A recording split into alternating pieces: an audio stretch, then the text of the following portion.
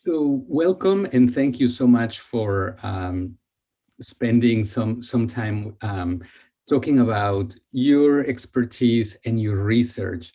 If you could, would you just give a very brief introduction about your research and your academic interests? Thank you so much, Gerardo. So yes, so my name is Miguel Antonio Lim. I'm originally from the Philippines.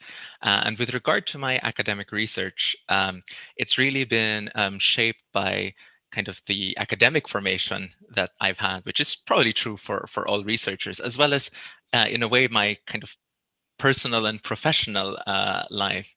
So I did a degree. So as I said, I'm from the Philippines, and I did a degree in economics in the first instance, and worked in higher education, kind of management or administration in the Philippines for quite some time, including, which may be relevant to the audience here, including in a kind of quality assurance agency in the Philippines, more along the lines of, in a way, like financial audit, right? Like performance audit, because in the Philippines, as well as in other countries, some higher education institutions are run as trusts, so they get tax benefits from the government.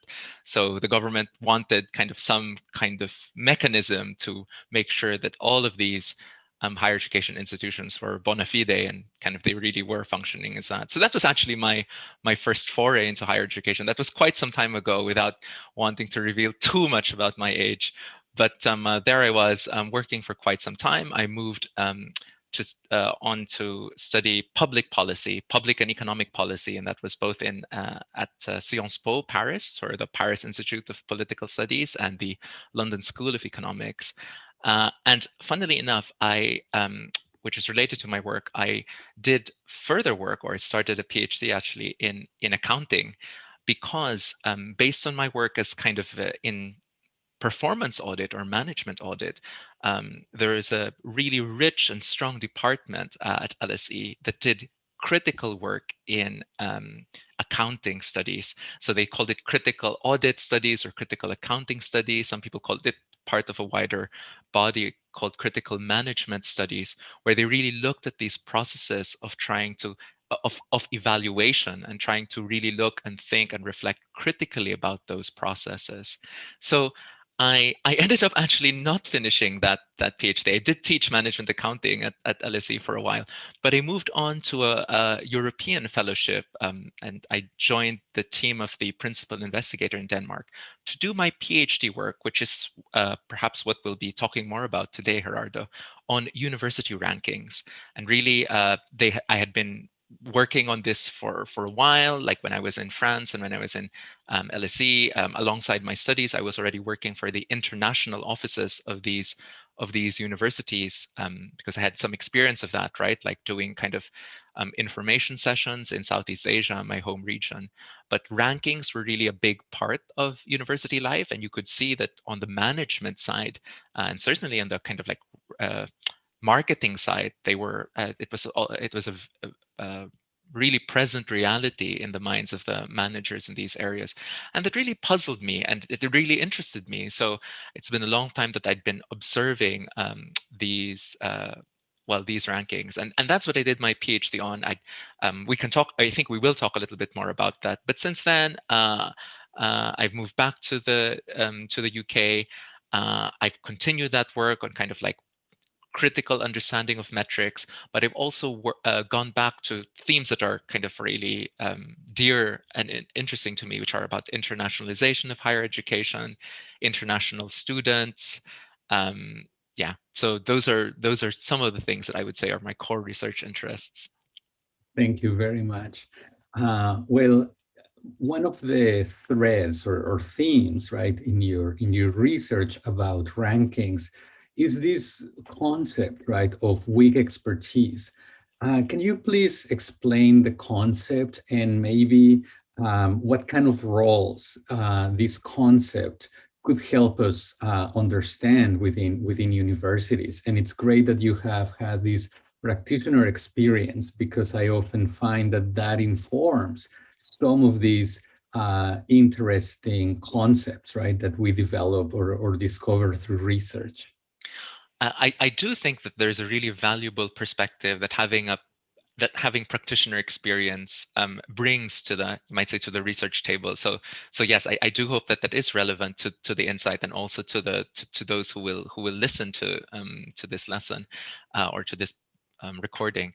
Um, Yes. So regarding the concept of weak expertise, really, I developed this concept.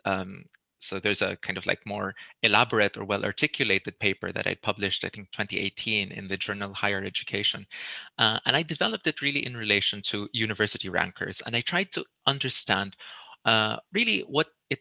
Well, first of all, I described them, for instance, or I understood them as experts.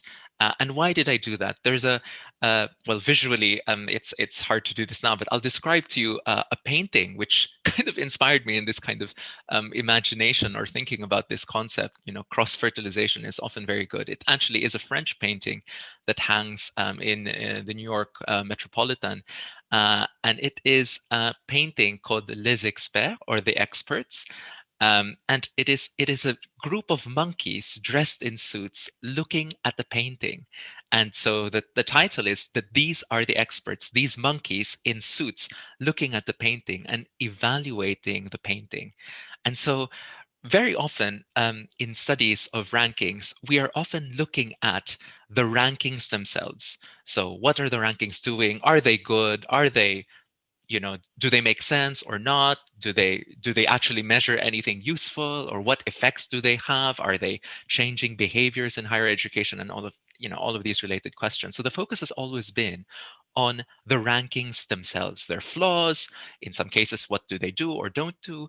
And very often we need to take a step back from that painting or that picture of higher education and look at this picture of the quote unquote monkeys in the suits who are evaluating this painting. And what's very interesting about this scene is that there's a little book at the bottom of the painting where the monkeys have listed down the prices that they will charge for this task of theirs to evaluate this painting, which is, I think, a painting by Poussin. It's anyway. So that's the scene, and I thought about, like, oh, these monkeys, it must be really interesting to them. So I guess I did what hadn't been done before up until that point, which was really to examine the rankers, and not just, well, and that in itself is a kind of still gap in the literature in higher education, but to try to examine them from the inside. So I tried to negotiate access, tried to do what I would call a kind of quasi ethnography, quasi placement with one of the rankers, which I identify in some of my other work. You will very well quickly know when you read some of the work that I do, which particular ranker I'm talking about. But it is something that applies to all the rankers.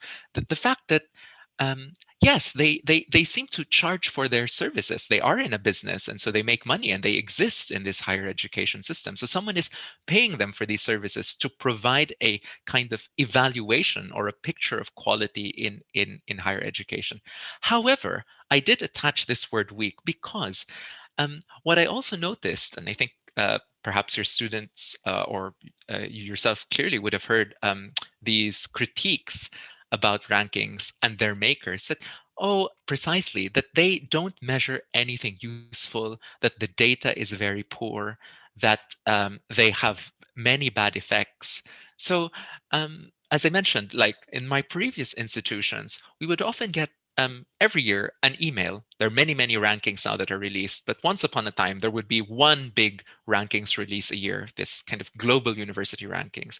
And we'd receive a kind of two versions of an email. So the first, one kind of email would be, well, dear academic community, for whatever it's worth, rankings are flawed, but now our institution is in the top, whatever it is, 150, 20. So, great job, guys. You're all amazing. And then the next year, it could be that, oh, like we dropped in these rankings, and we all know how, like how badly they reflect our institution's mission and ethos, and so on and so forth. So the rankings could not be ignored. So that they were not be they were constantly criticized by university leaders, academics, and yet they were used in kind of university strategies and kind of communications to the academic community. So the first point that I wanted to make was that the rankings, the expertise was quite real. It was performative, right? The fact that we bring the influence of these actors into existence. We bring the kind of like we increase in a way. I mean, that's a kind of wider argument. Like the higher education community um, brings into existence the expertise of the ranker through a variety of interactions with that ranker. So, first of all, it was to stress that that expertise is real, that there is, in fact, an influence, an expert influence that these rankers generate in higher education, whether that's for quote unquote good or bad is I mean that's not a kind of I'm slightly more agnostic about that, but that it is weak and that it is constantly being challenged, and that the ranker, the other thing that is very interesting to note is that the ranker is constantly trying to buttress or strengthen that expertise through a variety of strategies and mechanisms, so that the weakness is so the expertise is real, but the weakness is also real. And part of that weakness, it's interesting to see the strategies, the actions, the new business lines, the new kinds of activities and kinds of methods that ranking makers use and do in order to strengthen that expertise in the field. So that's what I mean by this concept, which is I think applicable to other fields as well, but precisely has been developed in this concept of higher education rankers. Thank you. That's really, really helpful. I love how this was at least in part inspired by art. I think that's really wonderful, and I'll make sure that we get the image included in our learning management system, because I think that reference will be really important. Of course, as well as your article, which we will be including as one of the readings. Uh, I think sort of going into this discussion of how rankings work, right? And what are some of these instruments that, in a way, coalesce together for things to work out. One of them is this notion of bibliometrics, which you have paid attention to in your research. Um, I would argue that sometimes rankings operate behind the guise of objectivity that bibliometrics offer, right? There is almost like this legitimizing purpose that bibliometrics play. What are some of the risks, right, that we encounter perhaps in quality assurance that we may need to understand, that we may need to anticipate when we are dealing with bibliometrics and the halo, right, of expertise and objectivity that they may provide? Right. So that's a very, very good question, and I really mean that. I think the question of numbers and objectivity is a really, really good one, and something that academics, practitioners in every sector really need to consider well, especially those of us or those who are studying quality. So, which is very interesting because even in academia. When we speak, we have this vocabulary of quantitative and qualitative methods, and one is associated with numbers and the other is not. So in fact, it's very interesting now that the thought of thinking about what role do numbers play with respect to the evaluation of quality, whereas this traditional um, conception of quality is in fact non-numerical. I tried to reflect on this in another piece that I wrote.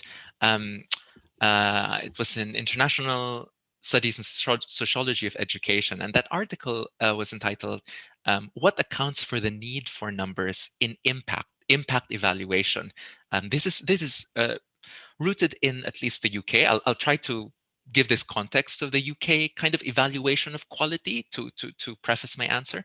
So in the UK, every 6 years, 6, 7 years, the entire higher education industry is evaluated, much like a quality assurance process, with respect to, uh, specifically with respect to research. So research is evaluated across the entire sector in a process called the Research Excellence Framework. So it's been going on for a very long time.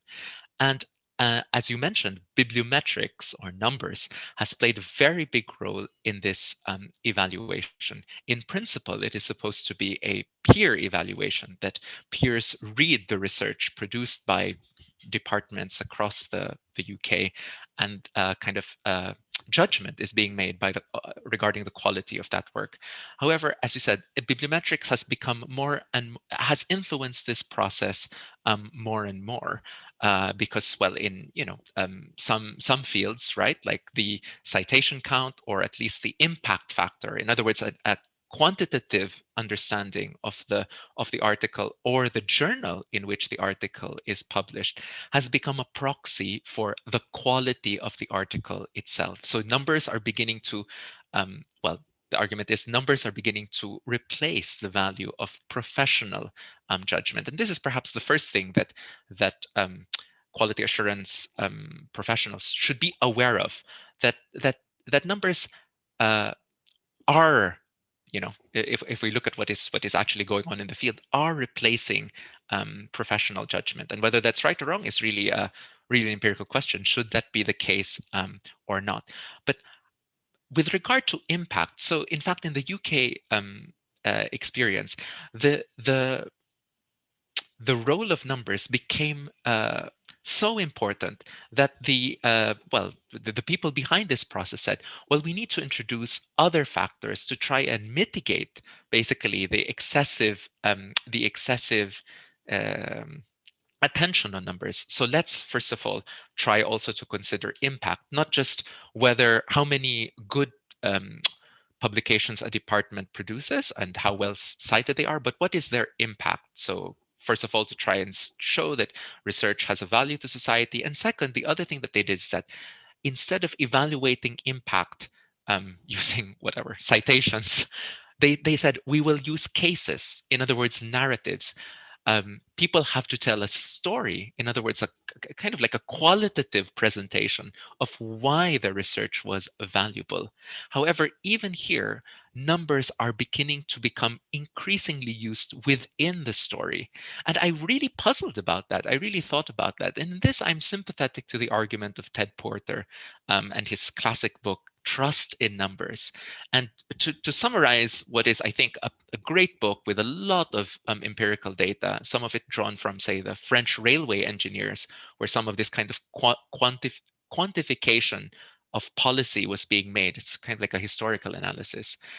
Ted Porter shows that when there is greater mistrust in professional judgment, then there is greater reliance on numbers or on the authority of numbers.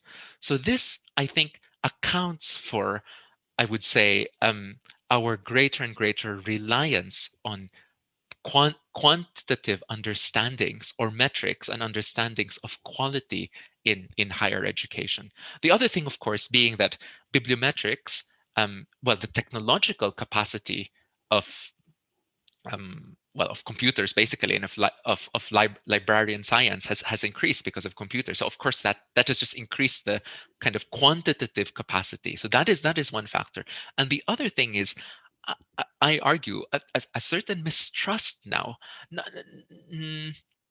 perhaps even among academics, between academics, but certainly between funders. So the funders of research and the funders of higher education, which tend to be governments.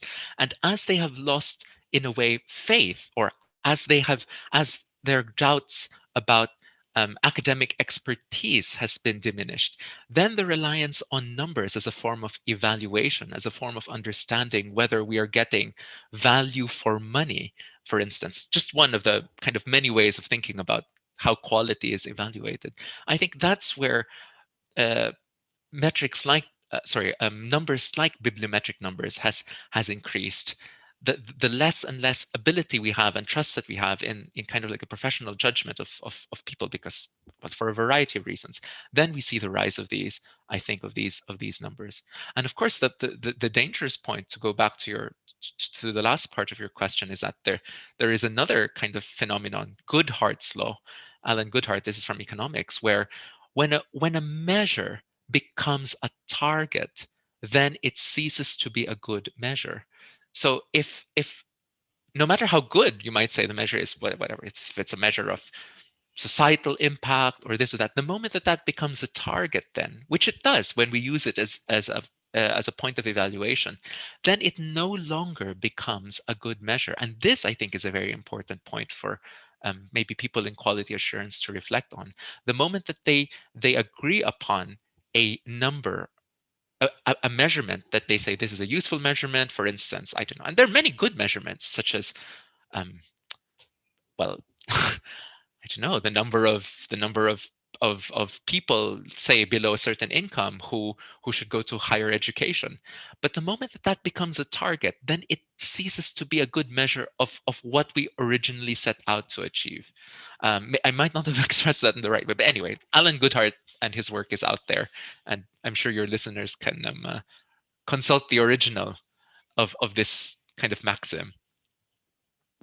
Yeah, thank you. I think that's really helpful and I think it resonates very much. In the United States, we often talk about diversity expectations, right? We say we want this number or this proportion of incoming students to our university to come from Right. these racial groups, or we want women, or we want so on and so forth. And I think what begins exactly that, right? They become a goal, and they no longer reflect, uh, how accessible the institution is, but more and more, the specific and targeted efforts Absolutely. to go after these groups, right? Just to meet that measure that has ceased to be a measure. I think that example will certainly, I think the concept will resonate, and, students in the course can really apply it to many different And settings. can I just add a point to that, Gerardo, which is very good, right? Like, again, the quantification of these things, for instance, like diversity targets, right? It also brings into being a certain amount of responsibility. Now that this number is there, it makes certain people responsible for the movement of that number. So there is another body of work about risk, where well, like, we don't know whether something will happen or not. So I think the other reason, sorry, to go back to your original point about numbers, is that another reason why numbers have become also um, prevalent is that I think people want to have a sense of control. So people will say, okay, the moment that we give a quantitative life to, say, diversity, then it becomes something that we can manage. And risk is like, there is this literature about, like, okay, risk is something where you quantify absolute uncertainty. So if something is totally uncertain, then it's just uncertainty and nothing can be done about it. But once you try to estimate the probability of something, then you turn it into a risk.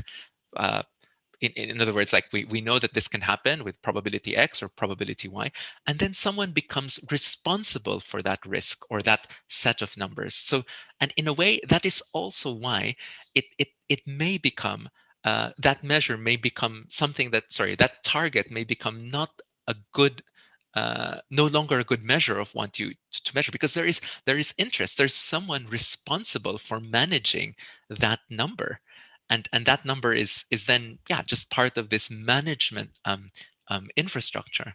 Mhm. Yeah, yeah, thank you. Um, I think I want to return to sort of this example that you shared about how stories are told about rankings. And I think we all have been in this, on the receiving end, and perhaps some students in the course, maybe themselves in the crafting of these narratives about rankings. But I kind of wanted to just draw a parallel between that and the literature, the research in our field about rankings. They have been around for a number of years. There has been a lot of writing in higher education and in other fields about rankings. You and I have sometimes contributed to perhaps this surplus of production on the topic and to bringing more attention to it, perhaps. But I think there has been this narrative that has emerged in your research, and I think it's a very important observation that often when we talk about global rankings in particular, there is this theme perhaps of the rise of universities in Asia. Perhaps one of the clearest example relates to Chinese universities. Um, and I think at times, right, this just becomes a strategy, perhaps to bring attention to the ranking exercise. Perhaps, there is, I mean, I'm interested in marketing as well, and fear markets well, right? It's, anything that is emotional tends to be an effective marketing strategy. So from your perspective, right? Where do we like how do we make sense of this steady progress of universities in Asia? Um, and perhaps where do we draw, if not a line, perhaps some distinctions between what appears to be at times a catchy headline and the realities that we observe in the region? Yeah.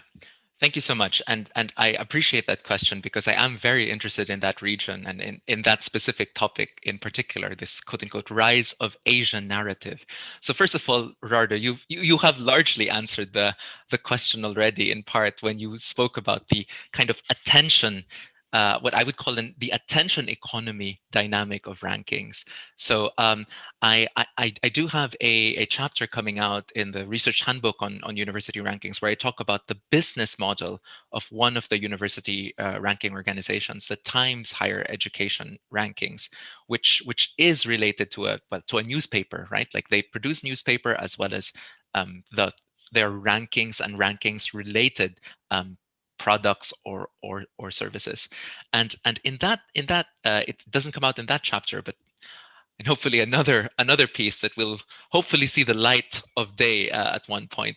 I quote one of the editors of this magazine, of this ranker, where he says, "I want a clear story. I want a clear story," and I quote him there in the context of him drawing out the kind of uh, marketing strategy for the ranking itself. That the ranking itself is a product that needs to be sold, or as you mentioned, needs attention. So there are various publics and stakeholders that constitute this kind of field, right? Like that rankers don't exist in a vacuum; they have their stakeholders, and something that I've argued elsewhere is that we have to be really aware of the different business models, the origins, the dynamics of the different rankers. And some of them are commercial organizations or business organizations. I think one of your colleagues in the US, Riyad Shahjahan, has described or has used this description, edu businesses. So rankings among other organizations are edu businesses. And yes, in that kind of world, attention translates to money. So that line from the editor, "I want a clear story," and it must be a story that needs to grab attention and resonate in order to precisely translate into people who will read on, or who will, for example, uh, um, buy or purchase insight or services or consulting because of the strength of this narrative. So as you just imagined, if you are an organization, if you're a leader of a university, and your university ranking matters to your, say, your board or your students or your constituents, you might be tempted to really learn more about why Chinese universities are rising. You might go to the university ranker and say, "I would like to understand. Could you please help me? Could you give me, could you, I don't know, could you help my marketing team, or could you give us a consulting package to analyze what we can do more to be able to defend our position or to imitate what the Chinese universities have done?" So that in fact is it's just an elaboration of what you'd already mentioned. That the idea that this narrative, which is a well known, and it's a narrative that, as I said, is easy to believe. Well, first of all, there is some substance to the fact that rankings, some people have argued, are in a way a proxy as well for investment, right? Like that they are a list of rich institutions, and some governments, well, the Chinese government among them, have invested more money in certain higher education institutions. So that is reflected somehow in that. But there is also this kind of discursive power to rankings. Some of the university rankings rely on a survey as one of the things that is part of the methodology. So even the idea that, say, Chinese university will rise or should be at the top of the league table is something that affects the outcome in itself. So in a way, there's a kind of slight circularity Mhm. in that methodology, that the higher they rise, the kind of more natural it seems to the community that responds to the survey to put these institutions at the top. I have written articles that have been a bit more critical about this rise of Asia, and we can talk about that if you'd really like the more substantive bits about the challenges to Asian universities, and even in a way the kind of paradox. Uh, in particular, in one global ranking, is designed basically really with the top American institutions as the global standard for the rest. And so really that particular global ranking is a measurement of how different universities are in comparison to Harvard. So in a way, structurally, Asia will never be able to catch up with Harvard, because the structural construction of the ranking is as a measurement of distance from that university. That's a conversation for another day. What I will bring as well to your attention with regard to these narratives, I know that it's not necessarily about China, but it might be related on the point of narrative. Another narrative that I have seen, or at least that during my research was brought up, was the crisis of public universities. So, and I saw this, and this may be of interest to your listeners in the US. The crisis of the American public university was actually another narrative that I saw. It wasn't as strong as the kind of rise of Asia and rise of China narrative, but it was again one of these quote unquote clear stories that was also developed. There were some infographics developed for this. There was a bit more analysis about the finances of public versus private universities in the US as a potential story that would grab attention, or would bring more and more interest in rankings and their services in the US. Yeah. Yeah, these are, of course, all important ideas. Oh, sorry. So I think that's really, really helpful. I think here I would like to turn perhaps to the fact that, as we had discussed for this conversation, some of the students in the course may have practitioner roles, right? Whether it is developing some reports for the institution, perhaps themselves providing data to rankers so that they can be included. This happens frequently in the US context around specific faculties or schools, right? There is the best business schools and so on and so forth, right? Uh, are there, in addition to some of these themes that we have discussed so far, other points or reflections that you may want to share with a potential practitioner audience, especially as many of them may not have, as part of their regular day-to-day activities, reading entire journal articles, right? So are there perhaps some headlines, so to speak, of your work that you would like to share with this audience? Yes. So first of all, well, well, with the audience, I hope that also not just students but others. What I would say is that my first message would be, I think researchers and I count your students among those who do research, because we are all in a way like researchers in higher education. First of all, I would really urge everyone to really write as well for a general audience. There are so many ways now of communicating research and research findings. There is one way, which is to communicate it, as you mentioned, in academic journals, which might be more accessible to some audiences than others, or at least read more widely in some circles rather than others. But there are many, many ways now of trying to communicate our ideas and our findings. And I would really urge, well, our community, those who do write as well in academic journals, as well as those who don't, really to try and communicate their insights. So I think that is very important, and there are kind of like a variety of outlets that I've tried to kind of write for. like media, or even, you may not even need to write. You may just speak about them. For instance, I've been on television speaking about certain things. Unfortunately, quality assurance isn't always on the top, kind of like the priority list of, say, these kind of network channels, or kind of like these big media organizations. Even though I do think that it's a very important topic, but nevertheless, I think public communication of research and scientific findings is really important. But with regard really to the kind of quality assurance question, I guess I'll just reiterate what I'd mentioned earlier, which is really to reflect on the nature, as well as the allure, which is part of its nature, of numbers. So to be aware of the nature and the allure of numbers and what they do and don't do. That numbers, they are really, really powerful instruments. I mean, and well, this is almost even a philosophical discussion about what numbers are. But numbers lead us to act in certain ways and lead us to think in certain ways. Numbers really help to shape our ideas, they structure our thinking. So that's why we need to kind of reflect on them. Numbers communicate ideas in a different way than, say, other forms of communication, such as text or prose. And that's something I think that quality assurance agents should think about. That, yes, I'm not saying that they're not valuable. Numbers, I'm not saying that numbers are not valuable, but they are a different kind of information mechanism than text.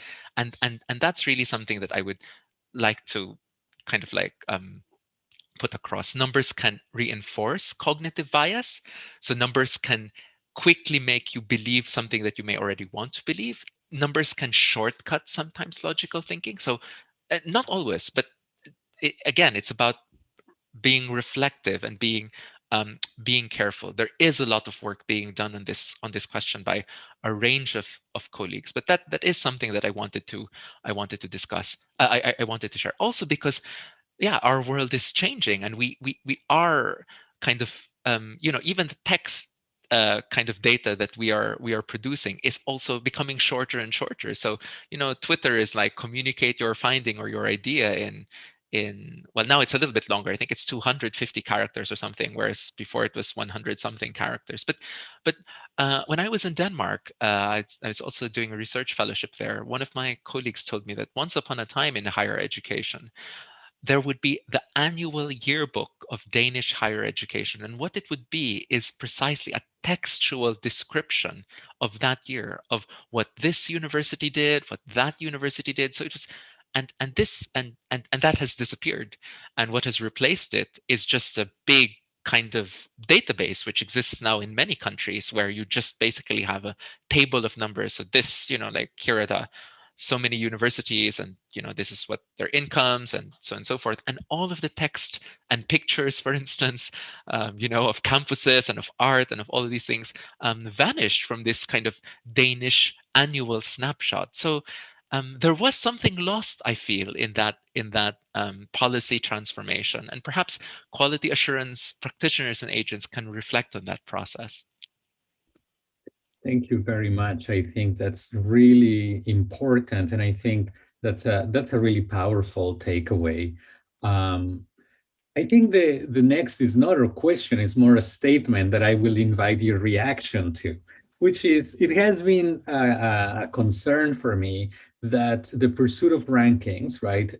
It kind of narrows attention. I think this concept of attention is has been, important through our conversation, and therefore, right, we just kind of pay attention to a narrower set of metrics, of things, and ultimately that shapes our work. My concern is that some of our more creative work perhaps may be discouraged, right, by perhaps as an indirect effect of rankings. What has your research found in relation to these, or what has your research perhaps been able to do in terms of informing this concern? First of all, I wonder if you think this concern is warranted at all. I do think it is a real concern. There are several facets to this. So I wrote a piece on on management and the bibliometric self, which is perhaps related to this issue that you raised.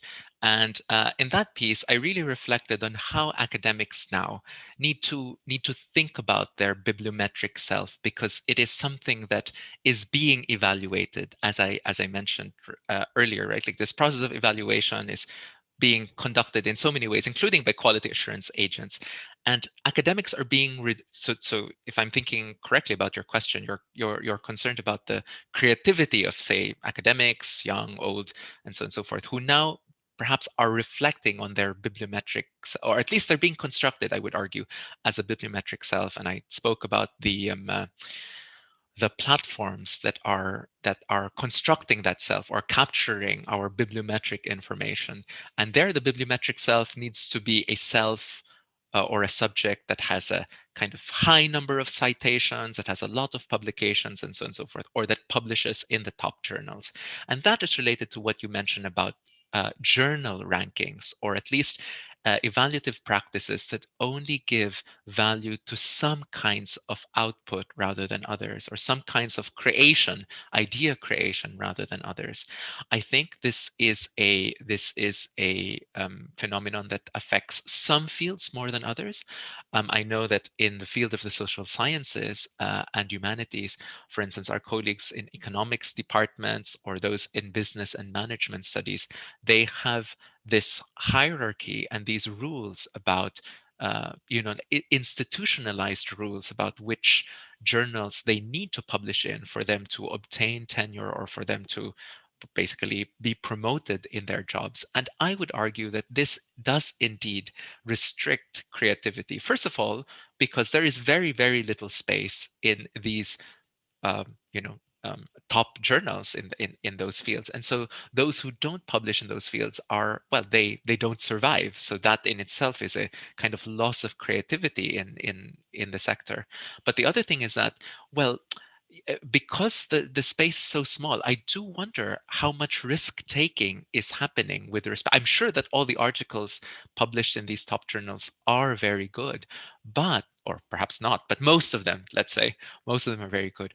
But I would really wonder about how many risks you can take with respect to submitting to these journals, because of such intense competition for those spaces. And there is some work about, right, like the editorial practices, or just kind of like network analysis of what these journals talk about. Every journal is a coherent conversation, so in a way we valorize those conversations over alternative conversations. That said, there are many new journals now, so it's also not to say that nothing new can be said, or that there's no space for creativity. So that also, I would say, is untrue. There has been an increase in journals, so there are different ways of publishing ideas and work. Whether they get attention really is another question. But I don't know. One of my mentors told me that it's not the journal, it's the article. So think really about the good idea. And maybe it's a bit naive, that bit of advice, but I mean, that person was saying at least that, but try to get it into a decent journal, but like focus on the quality of the article. But it is a real concern um, with respect to kind of like the narrowing of thinking in our field, and the I would say what is a greater concern is the stratification of the field, that we only valorize certain kinds of thinking and not others. And I think this contributes really to the hierarchy that we have, I think, in many parts of higher education. And that, I think, is as well a form of danger, or a risk, really, to the vibrancy of our field. Thank you. Of course, we could